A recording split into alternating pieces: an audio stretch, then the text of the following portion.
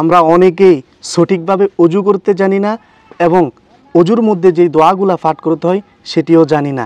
আর সঠিকভাবে যদি আমরা অজু করতে না জানি তাহলে আমাদের নামাজ কবুল হবে না। এই জন্য আগে অজু পরে নামাজ। তো আপনাদেরকে আমি এই ভিডিওটির মাধ্যমে সুন্দর করে অজু করে দেখাবো এবং অজুর মধ্যে কোন দোয়াগুলা পাঠ করতে হয় সেটিও পড়ে শোনাবো। আপনারা ভিডিওটি না টেনে সম্পূর্ণ দেখবেন, আশা করি আপনাদের উপকারে আসবে, শিখতে পারবেন এবং শেয়ার করে দেবেন। আমি শুরু করলাম। প্রথমে দুইটা হাত পরিষ্কার করে ফেলবেন, এই দোয়াটা পাঠ করবেন, বিসমিল্লাহি আলহামদুলিল্লাহ, আল্লাহর নামে শুরু করলাম। তারপরে মেসওয়াক করবেন।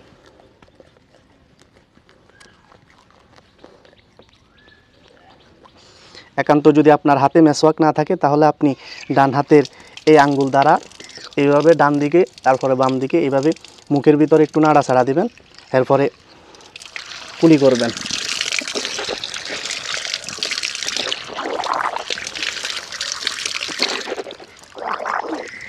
একটা জিনিস খেয়াল রাখবেন, কুলি করার সময় গড়গড়া করে কুলি করবেন যাতে মুখের ভিতরে সব রকম ময়লা বের হয়ে আসে। এরপরে নাকে পানি দিবেন।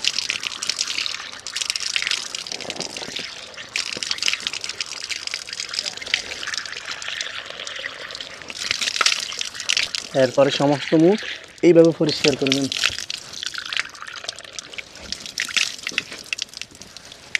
একটা জিনিস মাথায় রাখবেন, যখন মুখ পরিষ্কার করবেন তখন এই বিষয়টার প্রতি লক্ষ্য রাখবেন, কানের পাশে অথবা মুখের কোনো অংশে যেন শুকনা না থাকে, তাহলে আপনার অজু হবে না। সম্পূর্ণ মুখ পরিষ্কার করতে হবে। এরপরে ডান হাতের কোণা সহ ভালোভাবে পরিষ্কার করবেন আর এই দোয়াটা পাঠ করবেন, আল্লাহুম্মা গফিরলি যামবি ওয়া ওয়াসসি'লি ফি দারি ওয়া বারিক লি ফি রিজকি।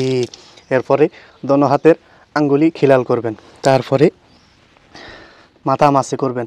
এইভাবে তিনটা আঙ্গুল, দুই হাতের তিনটা করে 6টা আঙ্গুলকে এইভাবে সামনের দিক থেকে পিছনের দিকে এই পর্যন্ত নেবেন, তারপরে হাতের এইভাবে সোজা করবেন, এভাবে আবার সামনের দিকে আনবেন, এরপরে আবার কান মাসে করবেন, এই কানের ভিতরে ফেঁসগুলোকে এইভাবে ঘুরাবেন, এরপরে বৃদ্ধ আঙ্গুল দিয়ে কানের পিছন থেকে আবার সামনের দিকে আনবেন, এরপরে গর্দান মাসে করবেন। গর্দান মাসে করা মুস্তাহাব।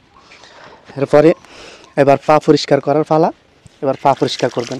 প্রথমে ডান পা পরিষ্কার করবেন ভালোভাবে, এরপরে বাম পা পরিষ্কার করবেন ভালোভাবে, এরপরে বাম হাতের এই আঙ্গুল দ্বারা পায়ের আঙ্গুলগুলি খিলাল করবেন এইভাবে।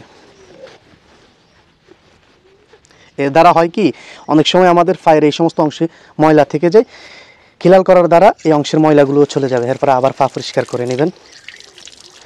ওকে, আমার সম্পূর্ণ অজু শেষ।